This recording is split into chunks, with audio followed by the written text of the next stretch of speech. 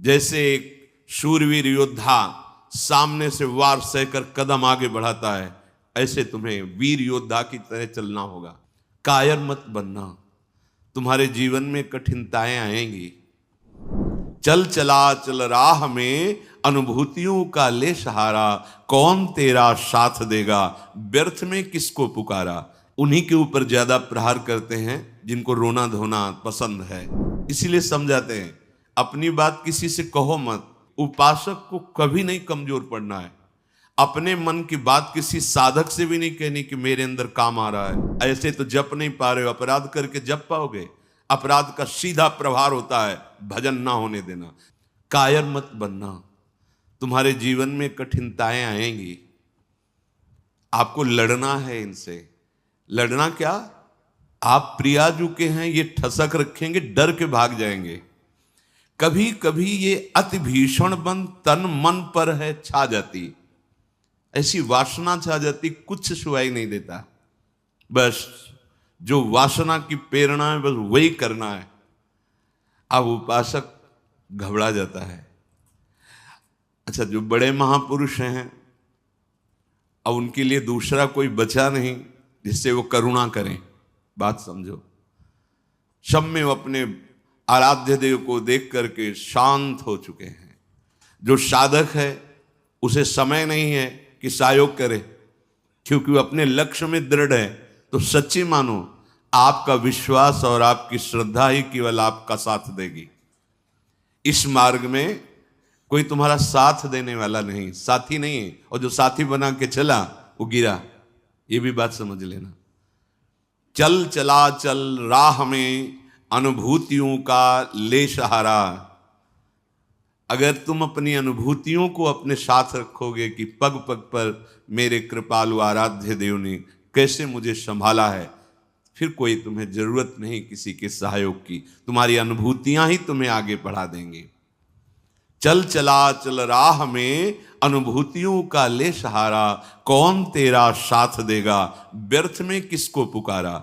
इस मार्ग का साथी केवल हरि का भरोसा, हरि का बल है।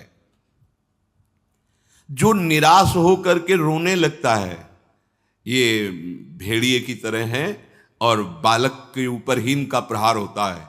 वयोवृद्ध या ज्ञान वृद्ध के ऊपर भेड़िए का प्रहार नहीं होता। ये काम क्रोध आदि उन्हीं के ऊपर ज्यादा प्रहार करते हैं जिनको रोना धोना पसंद है। किस बात के लिए? मुझे ये चाहिए, मुझे ऐसा, मुझे रहा नहीं जा रहा, मुझे सहा नहीं जा रहा, मेरे से भजन नहीं हो रहा, मेरा मन नहीं। तुम मन हो, तुम तन हो, तुम भोगों के अभाव से ग्रस्त हो? नहीं नहीं, भूल मत करो। जो निराश होकर रोने लगता है उस पर ये विकार हावी हो जाते हैं। इसीलिए समझाते हैं अपनी बात किसी से कहो मत, क्योंकि नासते विद्यते भावो ना भाव विद्यते। इनकी सत्ता ही नहीं काम क्रोध लोभ की। जब आप इनकी सत्ता देते हैं, स्वीकार करते हैं, तो ये आपके ऊपर हावी होते हैं। सच्ची अगर सत्ता ना दे तो इस समय नहीं दे रहे हो सत्ता, कौन सा विकार आपके ऊपर चढ़ा हुआ है। अभी आप उनका चिंतन करें, उनकी सत्ता दे तो अभी जिस विकार का चिंतन करेंगे उसी विकार से ग्रसित हो जाएंगे। जो कमजोर अपने को महसूस करता है, देखो दैन्यता भगवत मार्ग की वो अलग बात है, लेकिन विकारों के लिए कमजोर होना ये भगवत मार्ग के पथिक का लक्षण नहीं है। सहना ही तो है ना। भोगने के बाद तो और डबल सहना होता है। तृष्णा होती और कामना होती, दोनों। जब तक भोगा नहीं तो केवल कामना थी, और जब भोग लिया तो उसकी तृष्णा भी साथ है, तो जलना तो पड़ेगा। तो ऐसे जो भयावह दृश्य उपस्थित कर रहा है मन विकारों को लेकर के, उपासक को कभी नहीं कमजोर पड़ना है। अपने मन की बात किसी साधक से भी नहीं कहनी कि मेरे अंदर काम आ रहा है, मेरे अंदर ये विकार। बिल्कुल उनकी सत्ता नहीं देनी। तुम्हें परेशान नहीं होना, तुम्हें दुखी नहीं होना, तुम्हें रोना धोना नहीं है। अब सहा नहीं, मार देंगे, पक्का मार देंगे, भागना पड़ेगा। ये वीरों का मार्ग है। हो भयभीत छोड़कर साहस, जो का पुरुष भाग जाता। का पुरुष कहते हैं कायर पुरुष को। इस मार्ग से कि अब हम नहीं, अब हम भोगों के लिए जा रहे हैं, तो जाओ। क्या आगे लिख रहे? भाग न पाता। गिर पड़ता हो, बुरी तरह कुचला जाता। ये विकार उसका नाश कर देते, फिर रास्ता नहीं रह जाता। जो चढ़ाई का भगवत मार्ग का बहुत बहुत बहुत भयभीत करने वाली ये बात है। अगर भगवद आश्रय छोड़कर भोगों में आप चले गए तो देखो, धाम छूटा, प्रिया जो छूटी, नाम छूटा। ऐसे तो जप नहीं पा रहे हो, अपराध करके जप पाओगे? अपराध का सीधा प्रभाव होता है भजन ना होने देना। जैसे कोई सोचे कि हम मनमानी आचरण करेंगे, गुरु आज्ञा उल्लंघन, शास्त्र विरुद्ध, और फिर मंत्र जप लेंगे, भजन कर लेंगे। बिल्कुल नहीं। एक बार भी निज मंत्र स्मरण नहीं कर सकते, एक बार भी आप भगवत स्मरण करने का अधिकार नहीं रख सकते। पापवंत कर सहज स्वभाव, भजन मोर ते भाव न काऊ। जो पे दुष्ट हृदय सोई होई, मोरे सन्मुख आओ की सोई। लड़ना है, बड़ो ही कठिन है भजन ढिग ढरिबो। जैसे एक शूरवीर योद्धा सामने से वार सहकर कदम आगे बढ़ाता है, ऐसे तुम्हें वीर योद्धा की तरह चलना होगा। कायर पुरुष की तरह भाग कर जाओगे तो कुचले जाओगे, और अगर धैर्य पूर्वक रहोगे तो कह रहे हैं, पर जो कर विश्वास ईश्वरी बल पर, सम्मुख डट जाता। अब तुम मरना है, चाहे जितना कष्ट हो, मृत्यु से भयानक कोई कष्ट नहीं होता। अब मुझे श्री जी की प्राप्ति करनी है, जितना दुख चाहो प्रभु आप दे लो, आप दे लो, छूट है आपको, जितना दुख चाहो। इतना तुम्हारा सोचना होगा कि दुख भाग जाएंगे, कोई दुख छुएगा नहीं तुम्हें। उससे डर वे भाग छूटती नहीं, दुखी वो हो पाता जिसने निश्चय कर लिया कि अब सारे दुख मुझे भोगने हैं, पर हम प्रियाजू को, प्रियाजू के नाम को, प्रियाजू के धाम को, प्रियाजू के चरणारविंद की उपासना को कदापि नहीं छोड़ सकता। कुछ भी हो जाए सब डर जाएंगे, काम क्रोध लोभ मोह मद मत्सर। पर हम कायर पुरुष जैसा आचरण कर बैठते हैं, गलती हो जाती है कि हम विषय सेवन में ही शांति का अनुभव करना चाहते हैं। हम चाहते हैं अगर हम ये विषय सेवन कर लें तो हृदय शांत हो जाएगा, जलन मिट जाएगी, कुचले जाओगे, परमार्थ से बहुत दूर कर दिए जाओगे, आपको पता ही नहीं चलेगा। माया का खेल ऐसा है, पता थोड़ी चलता है कि हम भ्रष्ट हो गए, पता थोड़ी चलता है कि हम इतने नीचे उतर गए। जब कोई महात्मा आपको दर्शन कराएगा कि आप कितने नीचे गिर गए, तब आपको पता चलेगा। गिरते समय पता नहीं चलता। माया का ऐसे ही भक्ति का खेल है, चढ़ते समय पता नहीं चलता कि कितनी ऊंचाई पर आप चढ़ते हैं। जब गुरु कृपा से कहीं ऐसे द्वंद्व उपस्थित होते हैं और उन द्वंद्वों पर आपका हृदय विचलित नहीं होता, तब पता चलता है कितनी कृपा भक्ति की है कि हमें इस ऊंचाई पर बैठाल दिया कि मान अपमान, लाभ हानि, दुख सुख, ये हमारे ऊपर कोई प्रभाव नहीं डाल पा रहे। पर ये डट वही सकता है जिसने अपने जीवन का लक्ष्य निश्चय कर लिया है। श्रीपाद कह रहे, राधा दास्य, मुझे श्री जी चाहिए। जिसने मन में ये निश्चय कर लिया कि अब मुझे प्रियालाल चाहिए, तो उसकी चाह में इतनी सामर्थ्य होती है कि सबसे लड़ सकता है। जैसे धन की चाह आने पर चोरी करने के लिए भी उतारू हो जाता है, हिंसा करने के लिए भी उतारू हो जाता है, उसको कुछ भी डर नहीं लगता। एक धन का लोभ चढ़ता है तो प्राणों को सौंप दिया, भय को बिल्कुल रौंद दिया, और जैसा भाव बना वैसा कर बैठा। और आप प्रभु को चाहते हैं और आपको डर लगता है। आप परम धन श्री लाडली जी के गोरे चरणारविंद की प्राप्ति करना चाहते हैं, तो अब अपना अधिकार, अपना पन, अपना महत्व श्री लाडली जी के चरणों में। हे प्रभु, हे प्रिया जी, ये प्राण, ये तन, ये मन आपको समर्पित है। अब जैसा जी चाहे वैसा आप करो। यही है सुदृढ़ योद्धा भगवत मार्ग का। अपना अस्तित्व, अपना महत्व, अपना जीवन जब तक जीवन धन के चरणों में समर्पित नहीं करोगे, तब तक जो स्वामी श्री हरिदास जी महाराज करें, ज्यों ज्यों राखत हो त्यों त्यों रहियत हो हरि। जैसे आप रख रहे हो मैं राजी हूं उसी में, जोई जोई प्यारो करे। ये सिद्धांत, ये रोना धोना नहीं। ये जैसे कभी कभी उपासक वहां प्रश्न कर देते हैं जाके, भजन में मन नहीं लगता, हमें लगता है हम इस मार्ग में चल नहीं पाएंगे क्या? आप चल रहे हो या गोद में बैठे हो? पहले निश्चय करो। यदि चल रहे हो तो इतनी टांगों में दम नहीं है कि ये चढ़ाई तुम चढ़ पाओगे। तो गोद में बैठे हो तो चलने का तुम्हें डर फिर क्यों है? श्री हरिवंश प्रताप नाम नौका निज खेवक, भवसागर सुख तरत निकट हरिवंश जो सेवक। पहली बात तो तुम चल नहीं रहे हो, तुम गोद में बैठे हो। ये जो सौंप दिए मन प्राण तुम्ही को, सौंप दिए ममता अभिमान, जब जैसे जी चाहो बरतो, अपनी वस्तु सर्वथा जान। ये चलने वाले पथिक का नहीं है, ये समर्पित पथिक का है। बैठ गया प्रभु के चरणों का आश्रय लेकर। दूसरी बात, कभी कभी मना स्थिति ऐसी होती है, वो टिकाऊ थोड़ी है। कबहू तो थोरो भजन, कबहू होत विशाल, मन को धीरज छुटे नहीं, गहन दूजी चाल।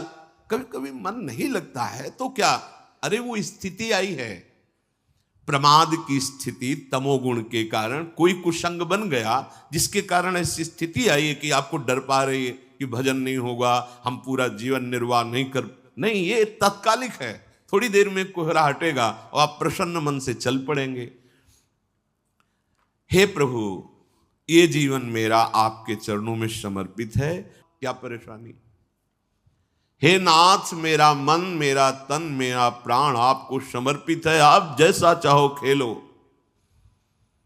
मत सकुचाओ, अभी आपका है, आप जैसा चाहो। फिर आप शिकायत कैसे करें? फिर आपका प्रश्न कैसे बनता है? ये जब तक मेरे मेरे मेरे तब तक नहीं हटा पाओगे।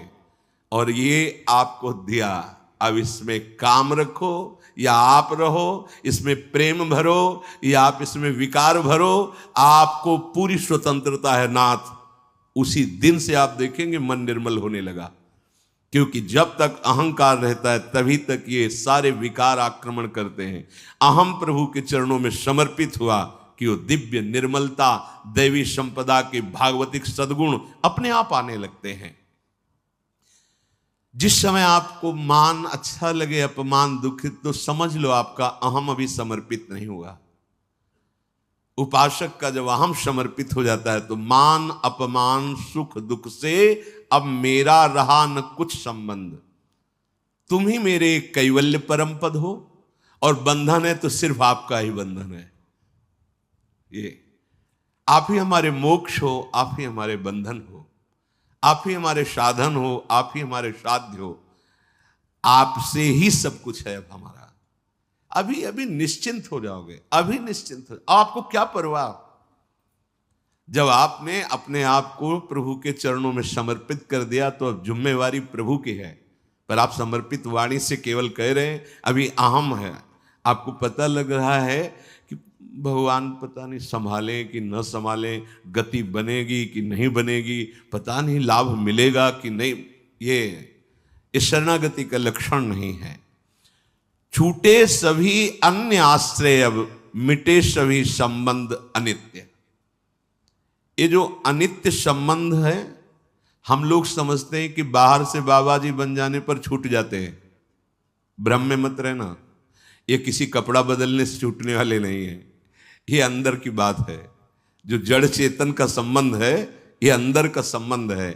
बाहर का घर छोड़ दिया, बाहर के संसारिक कपड़े छोड़ दिए, बाहर का भाव दिखाते कि हम वैराग्य से हैं, लेकिन अंदर की बात देखो। संबंध अगर प्रभु के अलावा किसी और से है, वो क्यों न तन हो, वो क्यों न कोई विषय हो, क्यों न कोई सुख हो, चाहे लोक लोकांतर का कितना भी बड़ा सुख हो या सिद्धि हो, वो अभी राग रहित नहीं हुआ है। पूज्य श्री पंडित गया प्रसाद जी महाराज, बड़े पहुंचे हुए महापुरुष जो निरंतर भगवान की लीला में डूबे, वो कह रहे हैं चिंतन संबंध का बोध कराता है और संबंध ही चिंतन में स्थित रखता है। अब आप देखो आपका चिंतन क्या चल रहा है। महापुरुषों के वचन है। चिंतन आपका जहां है, आपका संबंध वही है। अगर प्रियालाल का चिंतन चल रहा है तो प्रियालाल से संबंध है। शरीर का चिंतन है, इंद्रियों का, भोगों का, वस्तु का, व्यक्ति का। ध्यान दीजिए, आपका संबंध जहां होगा वहीं चिंतन होगा, और जहां चिंतन होगा वहीं संबंध माना जाएगा। आप कहते हैं हमारे माई श्यामाजू का राज, कहां चिंतन है आपका? शीघ्रातिशीघ्र चिंतन को संभालिए। यदि कोई भी लौकिक कामना रही तो एक ना एक दिन गिरने पड़ेगो। पूज्य बाबा कह रहे हैं, अगर कोई भी लौकिक कामना आपके अंदर अभी, तो वो गिराएगी, आपको गिराएगी। इसलिए यासों कामनान को ढूंढ ढूंढ के निकाल फेंके। देखो अपने चिंतन में कौन सी कामना बहुत जोर कर रही है, प्रभु के नाम बल से उस कामना को छोड़िए, उसमें सुख नहीं है। उपासक जब तक सत्यता से इनकी तरफ ना चले तब तक ये कामनाएं अपना अधिकार रखती हैं। जहां सत्यता से चलने का भाव आया तो ये स्वतः ही कामनाएं नष्ट होने लगती हैं। उद्देश्य में दृढ़ता, सत्यता, तो सतमार्ग आगे को खुल जाएगो।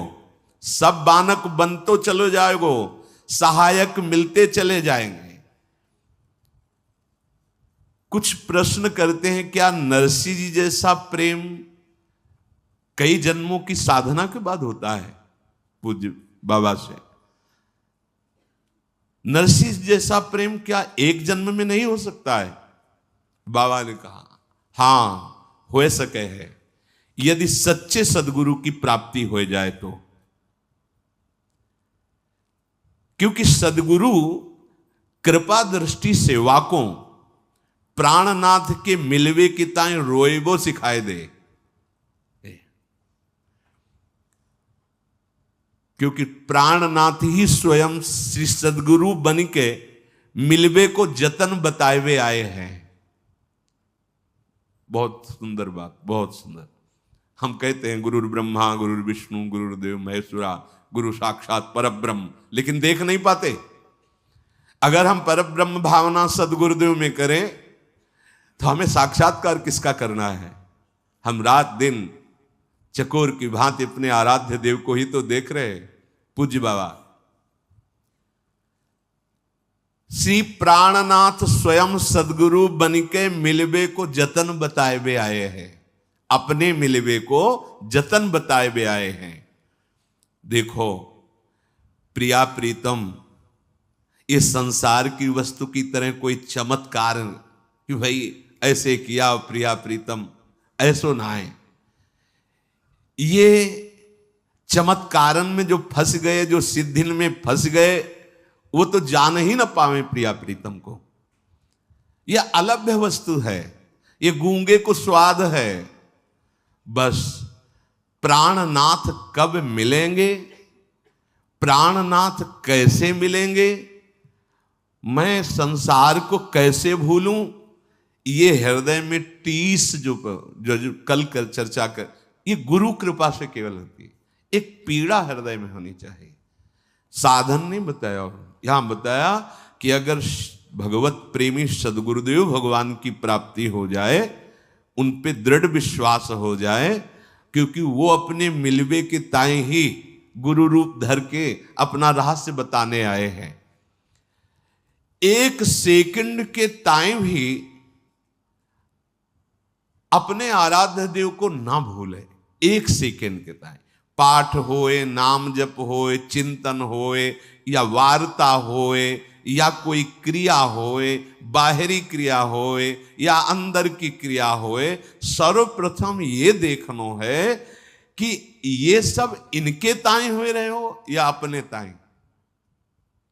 ये बात अंदर की चेष्टा, बाहर की चेष्टा आराध्य देव की, गुरुदेव की आज्ञा के अनुसार हो रही या अपने मनमानी। यदि इनके ताई हो रही तो प्रेम, और अपने ताई हो रही तो कामना, वासना, इच्छा, लालसा। अपने ताई तो कामना वासना इच्छा लालसा अंतःकरण को एकदम खाली करना पड़े।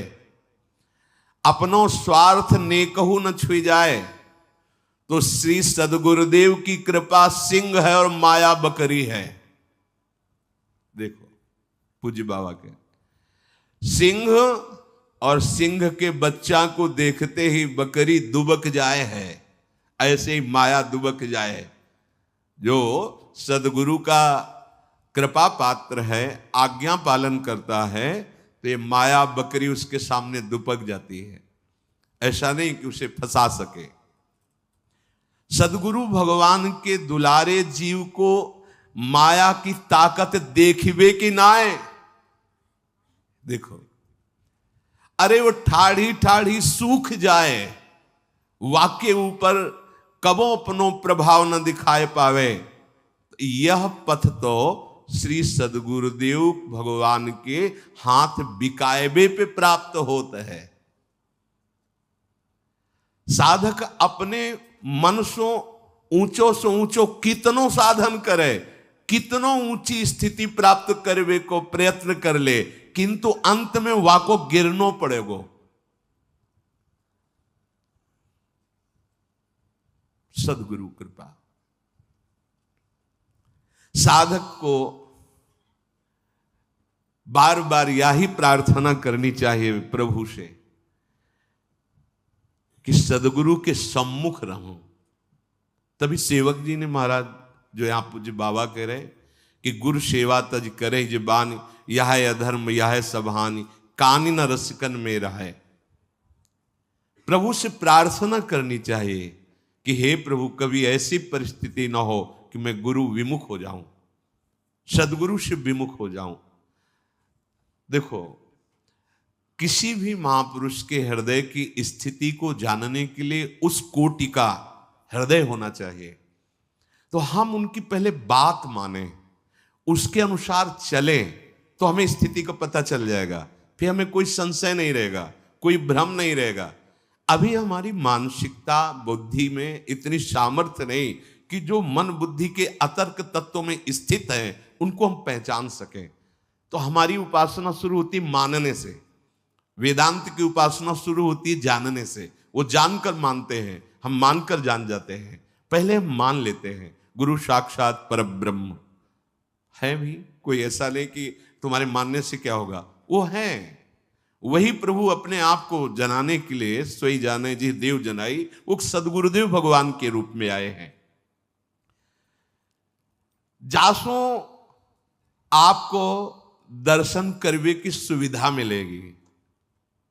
अगर गुरु के सन्मुख रहेंगे तो आपको आराध्य देव का जो स्वरूप है गुरुदेव के अंदर छुपा हुआ, इस ढांचे के अंदर, उसकी सुविधा हो जाएगी आपको। उपासक को छल कपट दंभ पाखंड राग द्वेष क्रोध विरोध ये तभी छूते हैं जब गुरु विमुख होता है। पक्का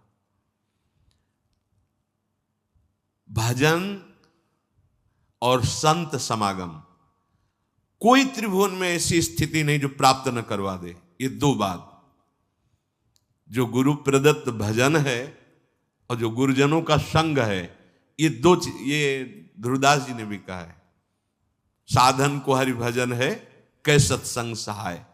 तो यदि छल कपट दंभ पाखंड राग द्वेष क्रोध विरोध ये हृदय में है तो आप गुरु से विमुख हैं। आप देख लीजिए,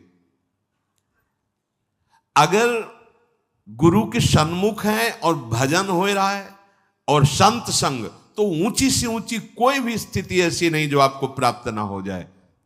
अर्थात नरसिंह मेहता जी जैसा प्रेम इसी जन्म में बहुत शीघ्र प्राप्त हो जाए। रहनी बनाएवे में चूक कर दें हम, पूज्य महाराज जी कह रहे हैं, जाको श्री भगवान की आवश्यकता ही अनुभव ना होए। यदि आप साधना की रहनी जो गुरुदेव ने दी है वैसे चलते रहो तो आपके अंदर भूख बढ़ जाएगी प्रिया प्रीतम की प्राप्ति की। यदि आप उनसे थोड़ा भी विमुख होंगे तो आवश्यकता ही महसूस नहीं होगी प्रभु की, आवश्यकता भोगों की महसूस होगी।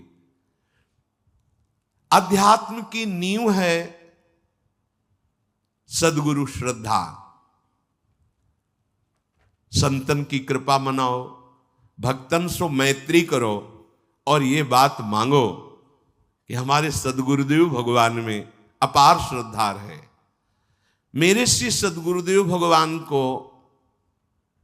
सदैव मेरे मन पे अधिकार हो जाए। अभी हम अपने मन की बात रोते रहते करके अधिकार कहां दिया है? अगर आपके मन में कुछ आ रहा है तो तुरंत दृष्टि पहुंचाओ, सद्गुरुदेव भगवान ये आपको दिया हुआ मन है, आप देख लो, राजी हो इसमें जो चल रहा है, आप राजी हो? अगर आप राजी हो तो देख लो, अगर आप नहीं तो चल कैसे रहा है? ये आपको समर्पित मन है। हम नहीं पहुंच पाते सद्गुरुदेव तक और अपने अहम में ही सीमित रह जाते हैं। तो तुमने जो लक्ष्य बनायो है वाको दृढ़तम, वाको निष्ठा में बदलनो होगो। सब साधन तभी सिद्ध माने जाएंगे जब एकमात्र केवल भगवत चिंतन चलने लगे। बुद्धि की परीक्षा ले खुद, बाबा कह रहे, सामने सब भोग हो तुम्हारे, फिर अगर बुद्धि ललचा रही तो उससे पूछो कि क्या तुम प्रभु की प्राप्ति के लिए चली थी? अय बुद्धि, तूने निश्चय किया था श्यामा श्याम, फिर ये कहां राजी हो रही? फिर ये तू आकर्षित कहां हो रही है?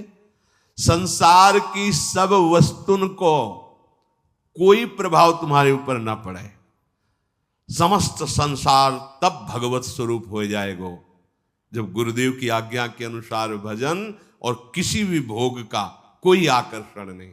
तब तो यहां कह रहे कि आपका संबंध जहां वहीं चिंतन, जहां चिंतन वहीं संबंध। इसलिए हमें किशोरी जी के चरणारविंद का प्रेम चाहिए, तो किशोरी जी से ही संबंध और उन्हीं का चिंतन। अगर हमारा संबंध संसार का, शरीर का, व्यवहार का, तो इस पे कोई प्रश्न कर सकता है तो बाबा जी कोई कर सकता है, गृहस्थ तो नहीं कर पाएगा। नहीं नहीं, फिर वही आपसे कह रहे हैं, ये अंदर की बात है, बाहर से नहीं। बड़े बड़े महापुरुष पाए गए हैं गृहस्थी में, बहुत ऊंची स्थिति। पूज्य श्री जयदयाल गोयनका जी, पूज्य श्री भाई जी महाराज, और भी बहुत से ऐसे सदगृहस्थ हुए जो बहुत प्रेम की ऊंचाई पर विराजमान हुए, ज्ञान की उत्तम भूमिका पे पहुंच गए। बात अंदर की है। अगर अंदर आप इसी जन्म में भगवत प्राप्ति करना चाहते हैं तो आपका चिंतन केवल प्रभुमय होना चाहिए, एक एक क्षण प्रभुमय चिंतन। हमारा चिंतन ही हमारा जीवन है। बिल्कुल चिंता छोड़ दीजिए, योगक्षेम वाहन भगवान करेंगे। अनन्यस चिंतयन्तो माम, बार बार जीवन का सार चिंतन है, बस ये समझ लो। हृदय में हमारे प्रिया प्रीतम का चिंतन, श्यामा श्याम का चिंतन, तो जीवन सार्थक है। श्री राधा और श्री श्याम सुंदर उसी से संतुष्ट होते हैं जो नित्य निरंतर उनके चिंतन में स्थित रहता है। उनको और कुछ नहीं चाहिए। प्रिया प्रीतम को या हमारे आराध्य देव को और कुछ नहीं चाहिए, चिंतन चाहिए। पकड़ लो इस बात को। तभी बड़े बड़े सम्राट भी वैरागी जनों के आगे मस्तक झुका देते हैं, क्योंकि उनके पास वो है नहीं जो उनके पास है। उनके पास क्या है? चिंतन। अगर आपके पास भगवत चिंतन नहीं है, आप हमारे प्रभु को रिझा नहीं पाएंगे। वस्तुओं से, नाना प्रकार की भोग सामग्रियों से तो साधक, उनकी आराधना करने वाला, वो विरक्त हो जाता है। ब्रह्मादिक के भोग सब विषम लागताय। इसलिए श्री राधा चरणारविंद की प्रीति प्राप्त करना जीवन का परम लक्ष्य, और निरंतर श्री प्रिया प्रीतम के चिंतन में रहना, और वो होता है सद्गुरुदेव भगवान की कृपा से।